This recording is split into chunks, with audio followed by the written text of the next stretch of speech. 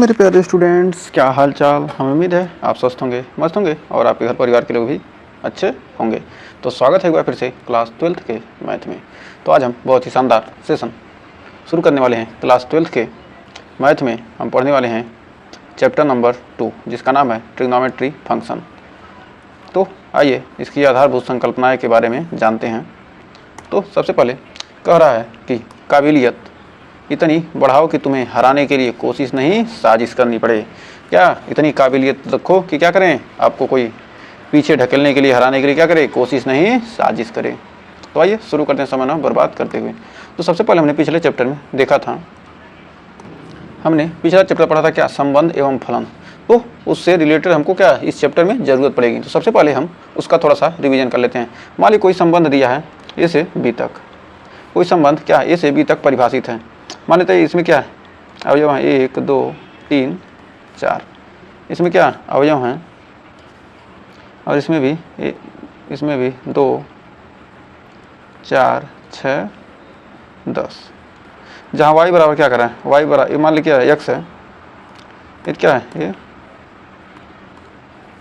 यदि ये x है और ये y है, तो y बराबर क्या है, y बराबर दिया है 2x। तो 1 का संबंध 2 से है, 2 का संबंध 4 से और 3 का संबंध 6 से। 4 का संबंध किसी से नहीं है। तो यहाँ पर कह सकते हैं कि R such that A to B, R का संबंध क्या ए से बी तक क्या है, आर संबंधित है। तो ए से बी तक क्या है, जो संबंध दिया है, जहाँ आर बराबर कितना दिया है, आर बराबर आपका हो जाएगा 1 का 2 से, 2 का 4 से और 3 का 6 से। यहाँ पर क्या दिया, ये संबंध है, ये क्या है, ये रोस्टर फॉर्म, इसको कहते थे क्या, रोस्टर फॉर्म में, रोस्टर फॉर्म इसे कहते थे। फिर अगला था, ये क्या लिखते, यहाँ पर आर लिखते थे, आर बराबर X such that X comma Y such that y बराबर 2x, जहाँ x क्या है, x बिलोंग्स टू a और y क्या है, y बिलोंग्स टू b। ये क्या था, इसे समुच्चय निर्माण विधि कहते थे, समुच्चय निर्माण विधि, समुच्चय निर्माण विधि। तो यहाँ पर प्रांत देखें, प्रांत क्या है, प्रांत में जो भी अवयव है क्या है, जिसका संबंध क्या है, जिसका प्रतिबिंब विद्यमान है, वो क्या है, प्रांत है। ए का सभी वो अवयव जिसका प्रतिबिंब विद्यमान है, तो प्रांत हो जाएगा आपका 1 2 3, प्रांत हो गया। और सप्रांत, सप्रांत क्या होता है, जो बी का पूरा अवयव, तो सप्रांत हो जाएगा, प्रांत क्या हो जाएगा बी। और परिसर, बी के सभी अवयव जिनका क्या पूर्व प्रतिबिंब विद्यमान है 2 4 6, तो 2 4 6 का क्या है, पूर्व प्रतिबिंब विद्यमान है। तो इस प्रकार हमने जान लिया कि क्या है, जितने भी क्या हैं, हम इस प्रकार यहाँ पर क्या किया, हमने जान लिया कि प्रतिबिंब प्रांत क्या होता है, परिसर, और सप्रांत क्या होता है, इसके बारे में हमने जान लिया। तो अब आइए बढ़ते हैं आगे। ये क्या है, संबंध मान लीजिए क्या है, आर से परिभाषित है, ये संबंध मान लीजिए क्या है, ये आर था। तो अभी बढ़ते हैं आगे। मान लीजिए क्या कोई फलन दिया है, तो क्या था, संबंध था, मतलब क्या एक दूसरे से संबंधित था। तो फलन क्या होता है, तो फलन यानी फंक्शन किसे कहते हैं, यह क्या होता है, जो फलन है ये क्या होता है, एक विशेष प्रकार का संबंध। फलन को क्या कहते हैं, विशेष प्रकार के संबंध को क्या कहते हैं, फलन, विशेष प्रकार का संबंध। जो विशेष प्रकार का क्या होता है, संबंध होता है, उसी को क्या कहते हैं, फलन कहते हैं। तो फलन को लिख सकते हैं कि फलन का परिभाषा हमारा हो जाएगा, फलन की हमारी परिभाषा हो जाएगी समुच्चय, मान लीजिए क्या एक समुच्चय ए है और ये समुच्चय बी है।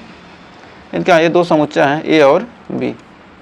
ए में क्या अवयव हैं 1 2 3 और 4, और बी में क्या है 2 4 6। यदि ए का संबंध 1 का 2 से, 2 का 4 से और 3 का 6 से, तो कह सकते हैं कि समुच्चय ए का, समुच्चय ए का समुच्चय ए के प्रत्येक अवयव का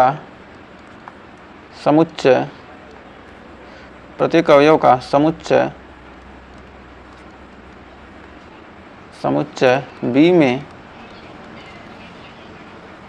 एक और केवल एक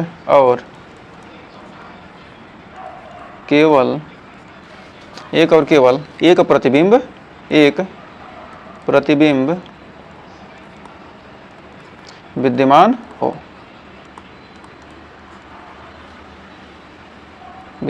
होना चाहिए। यदि क्या हो, समुच्चय ए के प्रत्येक अवयव का क्या हो, समुच्चय बी में क्या हो, केवल और एक प्रतिबिंब। यहाँ पर देखिए 1 का 2 से 2 का मतलब क्या, एक प्रतिबिंब विद्यमान है, लेकिन क्या यहाँ पर 4 का प्रतिबिंब विद्यमान नहीं। इसलिए क्या कर सकते हैं कि यह जो फलन है क्या है, यह आर कह सकते हैं कि क्या है, फलन नहीं है, आर फलन नहीं है। तो क्या ये तो फलन नहीं है। अब फलन किसे कहेंगे, तो मान लीजिए क्या इसमें अवयव है कुछ, इसमें मान लीजिए अवयव है 1 और 2, और यहाँ पर अवयव है 1 2 3। 1 का संबंध है 2 से भी, 3 से भी, 3 से भी, और 2 का 3 से। तब भी क्या ये फलन है। एक के देखिए क्या कितने प्रतिबिंब मिल रहे हैं, 1 2 3, एक के 3 प्रतिबिंब मिल रहे हैं, तो कह सकते हैं कि क्या यह भी फलन नहीं है, फलन नहीं है। एक के क्या है, एक से अधिक प्रतिबिंब है, तो यहाँ से क्या मान लीजिए एस है, ये पी है, ये क्यू है।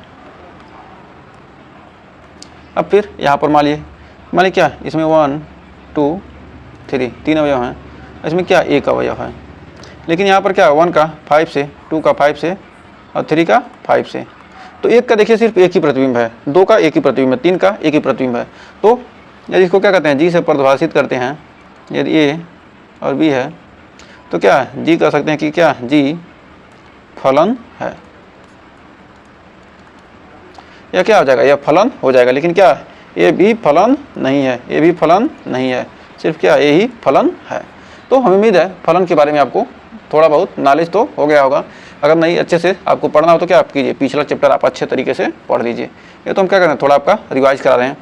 मान लीजिए क्या कोई संबंध दिया है ए से बी तक, यदि क्या हो 1 2 3, इसमें है ए बी सी, मतलब क्या हो, एक का सिर्फ क्या हो, एक ही प्रतिबिंब विद्यमान होते हैं, क्या कहलाएगा, यह फलन क्या कहलाएगा, यह फलन कहलाएगा क्या, एकैकी। इसे क्या कहेंगे, एकैकी कहेंगे, एकैकी। यह क्या है, यह फलन एकैकी है। तो फलन के प्रकार क्या होता है, पहला होता है एकैकी,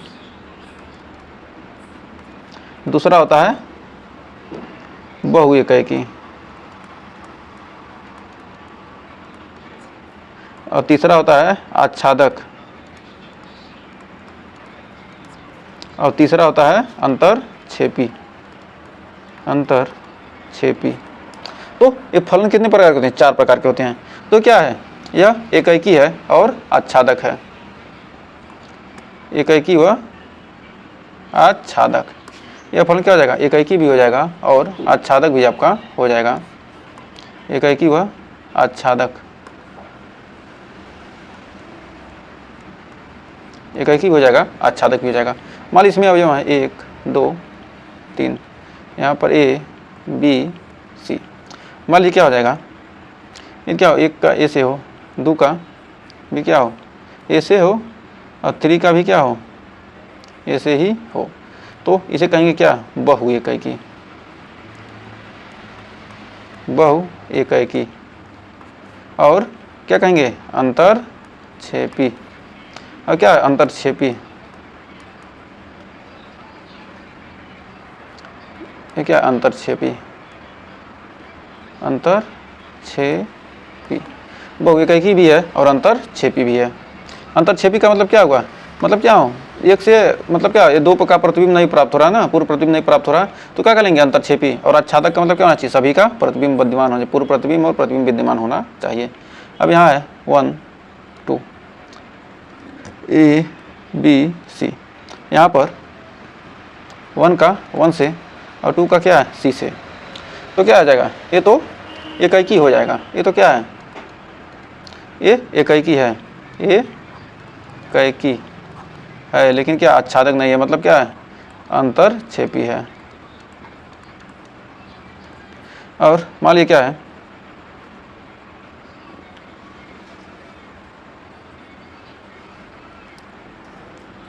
मान लीजिए 1 2 3 ए बी सी, इसमें क्या है 3 अवयव हैं, तो 1 से, 2 का बी से और 3 का भी बी से है, तो क्या हो जाएगा, 1 से अधिक है ना, या क्या है बहु इक्की, 1 के क्या है 2 से 2 प्रतिबिंब मिल रहे हैं, 2 का भी बी ही है, 3 का भी बी है, तो क्या कर सकते हैं बहु इक्की, बहु इक्की। और क्या है, और हो जाएगा अंतरक्षेपी, वह आच्छादक तो होगा नहीं, क्या हो जाएगा अंतरक्षेपी। अब मान लीजिए 1 2 3, 1 2 3 और यहाँ पर ए बी सी, 1 का ए से, 2 का सी से और 3 का बी से, तो क्या हो जाएगा इक्की आच्छादक, तो मतलब यही सेम वाला है, तो इसको हटा देते हैं, एक ही चीज़ को बार बार लिखने से क्या फ़ायदा।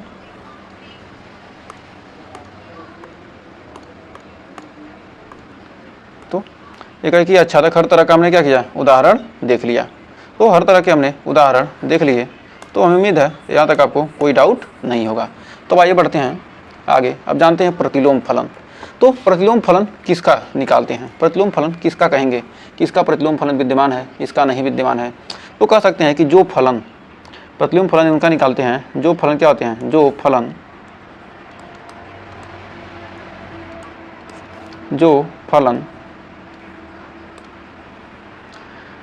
इक्की, जो फलन क्या हो इक्की तथा क्या हो आच्छादक, इक्की तथा आच्छादक दोनों हो इक्की तथा आच्छादक दोनों हो, केवल उनका ही क्या कर सकते हैं, दोनों हो, केवल उनका ही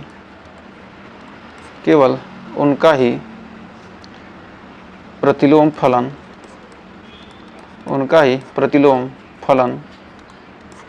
विद्यमान होता है,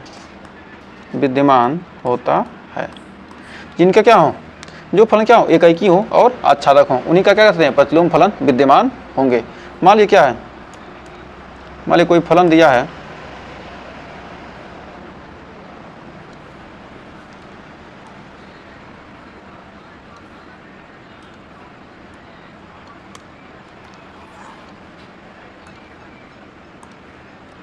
मान लीजिए क्या है कोई फलन दिया है, यहाँ पर अभी आपको दिखाते हैं, एक सेकंड।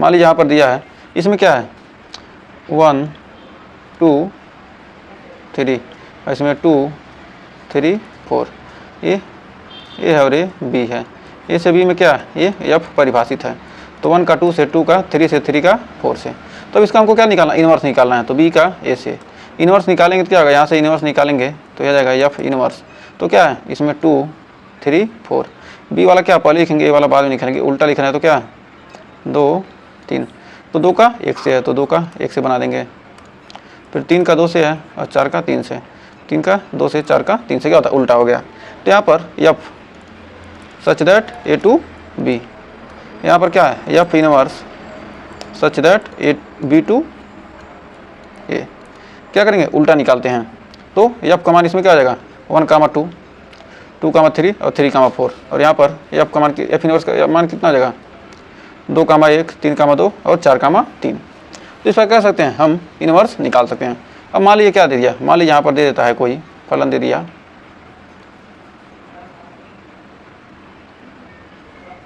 मान लीजिए कोई फलन दे दिया, एक सेकेंड इसको देखते हैं, मान लीजिए क्या दे दिया, इसमें दे दिया 1 2, इसमें दे दिया ए बी सी, 1 का 2 से कर दिया और 2 का C से। तो अब इसका इन्वर्स निकालेंगे तो क्या आ जाएगा, A B C। तो क्या चाहिए 1 2। तो क्या सकते हैं 1 का A का 1 से और 2 का C से, C का 2 से। तो B का प्रतिबिंब भी हमको नहीं मिल रहा है, तो कह सकते हैं क्या यह फलन ही नहीं होगा। तो ये क्या है, यह तो क्या है, यह फलन है, ये F है, लेकिन क्या यह तो फलन ही नहीं है। यह क्या है, फलन नहीं है, क्या है, फलन नहीं है। तो मतलब क्या होगा, उसका तो एक बार से निकल जाएगा, एक बार संबंध तो निकल जाएगा, संबंध क्या होगा, फलन हो जाएगा, लेकिन क्या होगा जो एफ इनवर्स निकालेंगे वह क्या होगा, हमारा संभव नहीं है। तो कह सकते क्या है, वो फलन नहीं, जिसका एफ इनवर्स नहीं निकलेगा क्या है, वह फलन नहीं होता है। तो एफ इनवर्स बराबर क्या है 2,1 3,2 और 4,3। तो अब आइए बढ़ते हैं अपने मेन मुद्दे की तरफ। तो हमारा अब शुरू करते हैं यहाँ पर अपना चैप्टर। तो आइए चैप्टर शुरू करने से पहले देखते हैं कि कह रहा है कि त्रिकोणमिति फलन हमको पढ़ना क्या है, ट्रिग्नोमेट्री फंक्शन, त्रिकोणमिति फलन के बारे में पढ़ना है। तो कह रहा साइन एक्स में, साइन एक्स का जो प्रांत होता है r और सहप्रांत क्या होता है -1 से +1 के बीच में क्या होता है, इसका सहप्रांत होता है। फिर cos x के लिए -1 से लेकर 1 तक क्या होता है, क्लोज ब्रैकेट। tan x के लिए r से लेकर 2n-1 +1 और इंटू π/2, क्योंकि अगर निकालने के बाद क्या होता है, शेप लेकर क्या होता है r तक, सभी r के लिए। काट x का r- से क्या होगा, r में से क्या करेंगे n पाई घटा देंगे, सभी वास्तविक संख्या n पाई घटा देंगे क्या होगा हमारा, और यहाँ पर किसका रेंज इसका इतना मिल जाएगा। तो और फिर cot x के लिए r से लेकर -n पाई तक और sec x का r से लेकर इतना तक मिलता है। तो आइए आगे देखते हैं। अब तो आइए देखते हैं, सबसे पहले y बराबर साइन एक्स के लिए, साइन एक्स के लिए हमारा जो क्या है x, ये सब क्या है कोड हैं, x और y क्या है कोड हैं। x क्या है कोड है, तो x क्या हो यदि डोमेन, यानी x क्या है डोमेन, यानी क्या है प्रांत, और y क्या है रेंज, यानी हमारा है परिसर। तो x का मान साइन x के लिए क्या होता है, x का मान क्या होता है r, सभी वास्तविक संख्याएं क्या होती हैं प्रांत होती हैं, लेकिन y बिलोंग्स टू क्या होता है, y का मान क्या होता है -1 से +1 के बीच होता है, क्या है परिसर हमारा है। अभी इसको हम ग्राफ से आपको बताएंगे कि -1 से +1 तक ही क्यों लेते हैं। ये तो साइन एक्स के लिए हो गया। अब हमने पढ़ा है कास एक्स के लिए, तो कास एक्स के लिए क्या होगा, एक्स ये क्या डोमेन है, यानी प्रांत है, और वाई क्या है रेंज, यानी परिसर। वाई क्या हमारा रेंज यानी कि परिसर है, और एक्स बिलोंग्स टू आर, जहाँ क्या है प्रांत है, आर प्रांत है, और Y belongs to close bracket -1 से +1 के बीच, ये क्या है परिसर है। फिर आइए आगे बढ़ते हैं। अब tan x के लिए देखते हैं। तो tan x के लिए क्या होता है, tan x बराबर क्या होता है, चूंकि हम जानते हैं tan x बराबर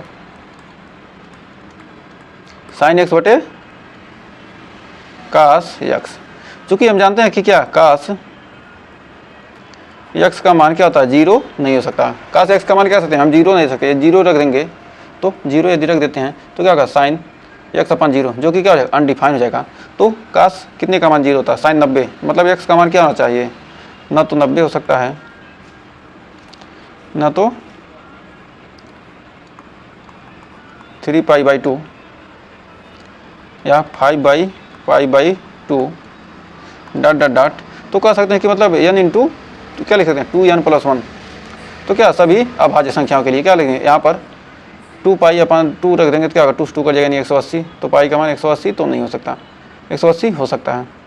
तो यहाँ पर π/2, तो इसको लिए हम क्या कर सकते हैं 2n+1 इंटू π/2, मतलब सभी अभाज्य संख्याओं के लिए जो सभी क्या है, विषम संख्याएं हैं। विषम संख्याओं के लिए क्या होता है, cos x का मान कितना होता है, 0 होता है। तो यहाँ पर क्या आ जाएगा, n, जहाँ n belongs to z, n क्या है, जहाँ पर n पूर्णांक है। तो हमारा x आ जाएगा क्या, x belongs to r minus 2n plus 1 into pi by 2।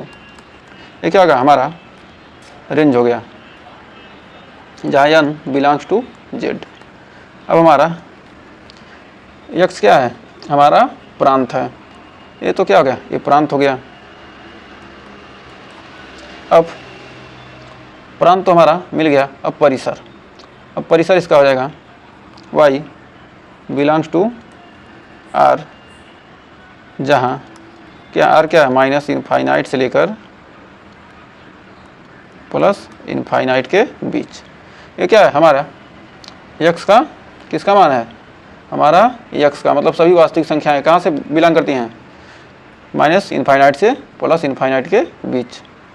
तो सभी वास्तविक संख्याओं के लिए क्या हो गया, हमारा ये क्या है, मान है। तो यहाँ पर क्या है, परिसर है, अरे क्या है, प्रांत है। फिर आगे हमारा cot x। तो cot x में क्या हो जाएगा, हमारा साइन का मान 0 नहीं होना चाहिए। तो y बराबर क्या लिख सकते हैं, cot x को लिख सकते हैं cot x बराबर cos x बटे साइन x। तो ये क्या हो जाएगा, सभी सम संख्याओं के लिए क्या हो जाएगा, यहाँ पर sine x not equal to 0, sine x का मान क्या हो सकता है, 0 नहीं हो सकता। तो 0, 180, 360, ये सब क्या है मान।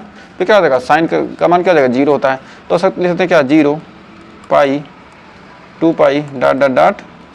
तो लिख सकते हैं n पाई, जहाँ n पाई के लिए क्या हो जाएगा, यहाँ पर परिभाषा n पाई घटा देंगे। तो n बिलोंग्स टू z, सभी वास्तविक संख्या में क्या करेंगे, n पाई घटा देंगे। तो हमारा क्या मिल जाएगा, प्रांत मिल जाएगा, x belongs to r minus n pi. तो क्या हो जाएगा, हमारा प्रांत आ जाएगा जहाँ n बिलोंग टू z। ये क्या हो गया, हमारा प्रांत हो गया। अब y क्या है, सप्रांत। तो y बिलोंग्स टू r, जहाँ माइनस इनफाइनाइट से लेकर क्या है, प्लस इनफाइनाइट तक। ये क्या है, ओपन ब्रैकेट के लिए। ये क्या है, ओपन ब्रैकेट, मतलब क्या, माइनस इनफाइनाइट और प्लस इनफाइनाइट को क्या करेंगे, छोड़ देंगे। तो क्या जाएगा, हमारा मिल जाएगा इसका वैल्यू। अब फिर आगे बढ़ते हैं, अब देखते हैं सेक एक्स के लिए। सेक एक्स बराबर होता है 1/cos x। सेक एक्स बराबर, चूँकि सेक एक्स बराबर क्या होता है, सेक एक्स बराबर होता है 1/cos x। तो यहाँ पर भी क्या हो जाएगा, cos not equal to 0, cos x not equal to 0। तो यहाँ भी क्या हो जाएगा, पाई बाई 2, 3 पाई बाई 2 और 5 पाई बाई 2। तो यहाँ भी क्या हो जाएगा, 2n plus 1 into pi by 2, जहाँ n बिलोंग्स टू z। ये कौन सा वाला है, हमारा वही वाला तो मिल गया हमारा, किसका, tan का ही। तो tan और sec क्या है, दोनों सेम है।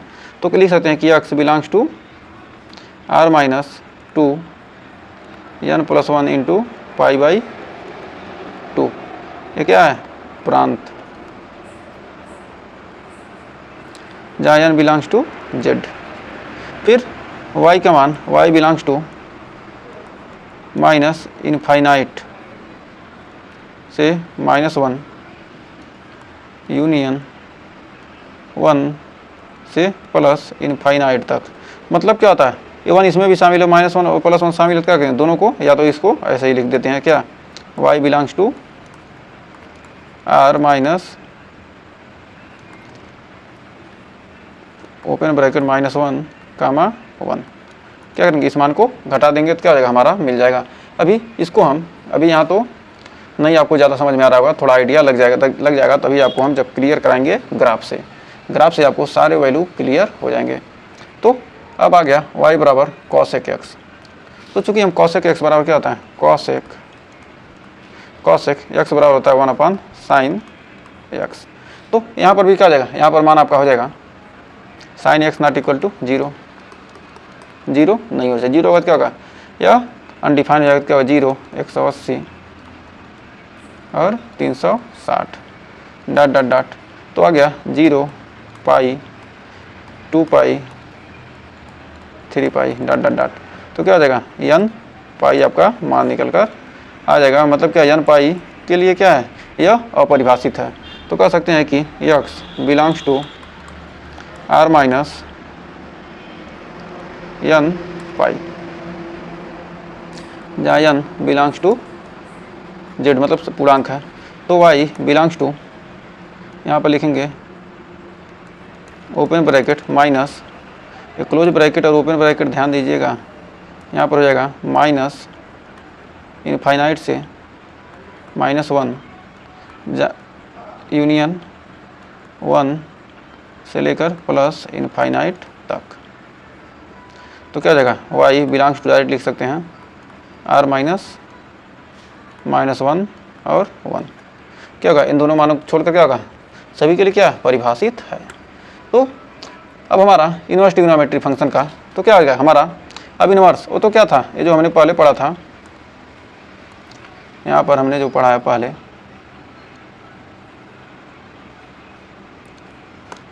ये क्या था, ये तो हमारा त्रिकोणमितीय ट्रिग्नोमेट्री फंक्शन था। और इसका प्रतिलोम फलन, यहाँ पर जो प्रांत है वो क्या हो जाएगा, परिसर हो जाएगा, और जो परिसर है वो क्या हो जाएगा, प्रांत। तो -1 कामा 1 हो जाएगा क्या, परिसर हमारा रेंज हो जाएगा, और क्या हो जाएगा, प्रांत हो जाएगा इन्वर्स के लिए। तो आइए देखते हैं। तो यहाँ पर देखिए क्या हो गया, यहाँ पर परिसर क्या होगा, प्रांत बन गया, और प्रांत क्या हो जाएगा, परिसर बन जाएगा क्या, इन्वर्स के लिए, y बराबर साइन इन्वर्स x। तो -1 कामा 1 के लिए हमने पढ़ा है, और फिर -1 से 1 तक क्या, और 0 से पाई तक, फिर r प्रांत जो क्या, r से -π/2 से π/2 तक, r का मान क्या है 0 से पाई, और r माइनस क्या करें, -1 घटा देंगे, 0 पाई से लेकर क्या करें π/2 घटा देंगे, और r से लेकर -1 कामा 1 तक -π/2 से π/2 इतना तक। तो क्या होगा, यहाँ तक मान आपको मिल गए। तो आइए बढ़ते हैं आगे, अब देखते हैं ग्राफ। अब ग्राफ से आपको समझाते हैं। तो ग्राफ से यहाँ पर देखिए, यहाँ पर हम देख रहे हैं कि हमको क्या होना चाहिए, एकाएकी प्राप्त होना चाहिए। हमको एकाएकी प्राप्त करने के लिए हमको क्या होना चाहिए, हमको एकाएकी मिलना चाहिए। तो एकाएकी देखेंगे यदि क्या करते हैं, यहाँ पर देखेंगे यदि क्या करते हैं, यहाँ पर ऐसे हम एक सच के क्या समांतर कोई रेखा खींचते हैं तो क्या होंगे, देखें क्या होगा, हमको यहाँ पर भी मिल रहा है, यहाँ पर भी मिल रहा है, एक ही समांतर क्या रहा है मिल रहा है। मतलब 2 पर क्या, यदि ये 2 है तो 2 पर हम खींच रहे हैं रेखा, तो कोई क्या रहा है, हमको कई सारे मान मिल रहे हैं। तो हमको एक समान मान नहीं मिल रहा है। यहाँ पर देखें नीचे खींचते हैं तो क्या होगा, एक ही मान के लिए क्या कई वैल्यू मिला, मतलब क्या एकाएकी नहीं है। हमको ये क्या कहिए, हमको चाहिए एकाएकी। तो एकाएकी कैसे आएगा, तो हमको एकाएकी के लिए क्या करना, हमको मान को क्या करना पड़ेगा, सेट करना पड़ेगा। तो यहाँ पर जो r है, तो यहाँ पर r का मान हमको क्या करना पड़ेगा, सेट करना पड़ेगा। तो x belongs to r, x क्या है, x रेखा क्या है, r को बिलोंग करती है। लेकिन हमको ये सभी हमको पूरा तो लेना नहीं है, हमको r नहीं चाहिए। तो y का मान हम क्या लेते हैं, y का मान हमको चाहिए, इसका हमको क्या करना है, रेंज सेट करना है। ये तो प्रांत तो क्या हो सकता है, प्रांत कुछ भी हो सकता है। तो हमको क्या करना है, हमको इसके परिसर को सेट करना पड़ेगा। तो परिसर हमारा मान लेते हैं क्या, मान लेते हैं यहाँ से यहाँ तक, यहाँ से यहाँ तक की वैल्यू। यदि क्या करें हम, यहाँ पर कोई भी क्या, कोई भी समांतर रेखा खींचेंगे क्या होगा, हमको एक ही जगह मिलेगा। तो यहाँ से यहाँ तक, यानी -π/2 से लेकर पाई तक। तो हमारा इसका मान कितना रहेगा, -π/2 से लेकर π/2 तक, यानी -1 से लेकर क्या जाएगा, -1 से लेकर +1 तक। ये हो गया हमारा परिसर हो गया। तो क्या होगा इसका साइन इनवर्स एक्स में, साइन इनवर्स एक्स में देख रहे हैं क्या रहा है, यहाँ पर -π/2 से π/2 तक। और क्या हो गया, यहाँ पर मान देखें क्या होगा, -1 से +1 तक। अब इनवर्स में देखेंगे, अब यहाँ पर इनवर्स में क्या किएगा, इसका इनवर्स जब निकालें तो क्या होगा, यहाँ से यहाँ के बीच में क्या है, +1 से लेकर -1 तक। तो इसके मान क्या है, इसका क्या है, -1 से +1 तक, और -π/2 से लेकर +π/2 के लिए क्या है, हमारा साइन का मान परिभाषित है। तो क्या हो गया हमारा प्रांत हो गया -1 ये क्या आ गया, ये प्रांत है और ये क्या है, ये परिसर। तो हमारा प्रांत और परिसर हमें उम्मीद है आपको क्लियर हो गया होगा। अब आइए बढ़ते हैं आगे। अब यहाँ पर अगले में देखते हैं, ये क्या है, हमारा cos x का ग्राफ है। तो cos x के ग्राफ में इसमें भी क्या करना पड़ेगा, हमको इसके मान को सेट करना पड़ेगा कि हमको क्या हो जाए, ऐसा मान मिले जिसमें क्या हो, हमें आसानी से दिक्कत ना हो। क्योंकि क्या होना चाहिए, हमको एक ही चाहिए। तो यहाँ पर देखेंगे समांतर रेखा यदि खींचते हैं, तो समांतर यहाँ रेखा खींचेंगे तो क्या होगा, यहाँ देखेंगे दो दो मान क्या रहे मिल रहे हैं, यहाँ से यहाँ तक दो दो मान। यदि क्या करते हैं, यहाँ से यदि यहाँ से हम सेट करते हैं यहाँ तक, इस ग्राफ को क्या किया, हम ले लेते हैं यहाँ से यहाँ तक, यहाँ से यहाँ तक ले लेते हैं, यहाँ से यहाँ तक इसके मान को क्या करेंगे, सेट कर देंगे। तो हमको क्या -π से लेकर 0, 0 से पाई, 0 से पाई के बीच में क्या होगा, हमारा ये इसका मान मिलेगा। तो हमारा cos x के लिए 0 से क्या है, 0 से पाई के बीच हमने क्या किया, सेट किया कि हमको क्या चाहिए, एक ही चाहिए। एक ही के लिए क्या हमने 0 से पाई सेट कर दिया, क्या ये 0 से पाई। तो क्या है, ये 1 के लिए है और ये -1। तो इसका हमारा डोमेन यानी प्रांत हो गया, प्रांत क्या हो गया, -1 से +1 के लिए, -1 से लेकर +1 तक, इसका क्या हो गया, हमको प्रांत मिल गया। अब परिसर देखते हैं, परिसर। अब परिसर को क्या देखते हैं, यहाँ से यहाँ तक यानी पाई से लेकर 0 से लेकर पाई तक। तो परिसर हमारा हो गया 0 से लेकर पाई तक। अब आइए आगे बढ़ते हैं। अब tan x के लिए, tan x का ग्राफ यहाँ पर देखते हैं। tan x क्या हो रहा है, पूरा यहाँ तक देख रहे हैं क्या, tan x को यदि क्या करें, इसके मान को यदि हम क्या करें, सेट करते हैं। तो यहाँ पर यहाँ से यहाँ तक क्या करें, यहाँ पर सेट करेंगे, क्या होगा हमारा, ऐसे देखेंगे क्या होगा, हमारे क्या होंगे, बहुत सारे मान मिल रहे हैं। ये π/2 पर, ये 3π/2 पर क्या रहे हैं, बहुत सारे मान हमको मिल रहे हैं। तो हमको क्या करना है, इसको सेट करना है। तो इसको सेट कैसे करेंगे, तो इसको हम क्या करेंगे, यहाँ पर लेते हैं, इसको हम इसको लेते हैं यहाँ से लेकर, यहाँ से लेकर यहाँ तक क्या करें, हम इसको ले लेते हैं। लेकिन क्या देख रहे हैं, यहाँ पर तो क्या रहा है, वैल्यू इनफाइनाइट, मतलब क्या हर जगह टच कर रहा है, यहाँ पर इनफाइनाइट जा रहा है, क्या होगा इसके मान। तो इसको क्या करेंगे, हम छोड़ देंगे। तो ये क्या है, हमारा π/2 के लिए क्या है, यहाँ पर देखिए π/2 के लिए यहाँ भी मिल रहा है, π/2 के लिए यहाँ मिल रहा है। तो हम इसको सेट करेंगे tan के लिए, ये क्या हो जाएगा, r का मान क्या होगा, सभी r का मान क्या होगा, मतलब इसका डोमेन जो है प्रांत।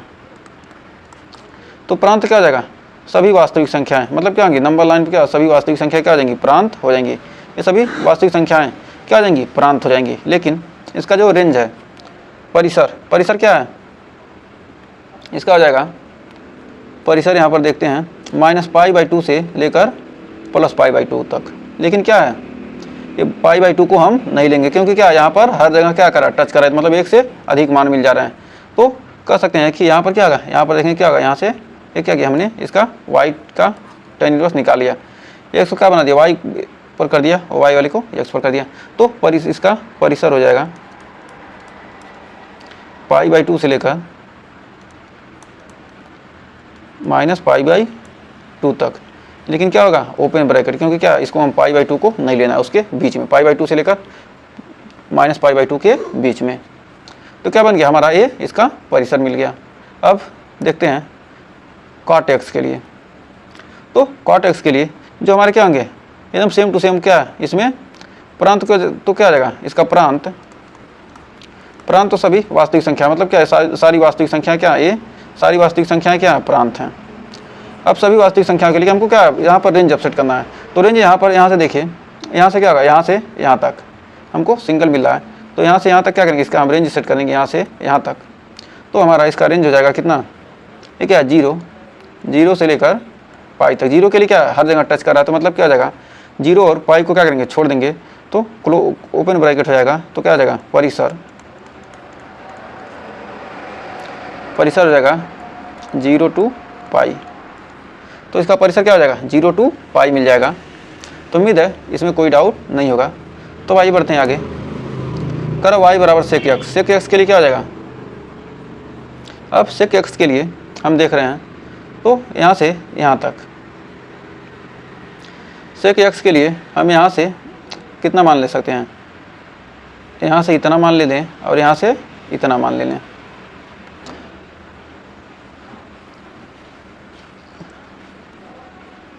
एक सेकेंड, इसको लेंगे कैसे। sec x में हमको क्या है, जो प्रांत है यहाँ पर हमको क्या करना है, सेट करना है। तो यहाँ पर देख रहे हैं हमको इसका जो रेंज हम सेट कर रहे हैं, परिसर यहाँ से यहाँ तक, कहाँ से, यहाँ से यहाँ तक, ये है, ये क्या हो गया, यहाँ से 0 से, तो इसका प्रांत क्या हो जाएगा, प्रांत हमारा हो जाएगा -1 से क्या है, -1 से +1, +1 के बीच क्या हो रहा है, हमको कोई ग्राफ नहीं मिल रहा है।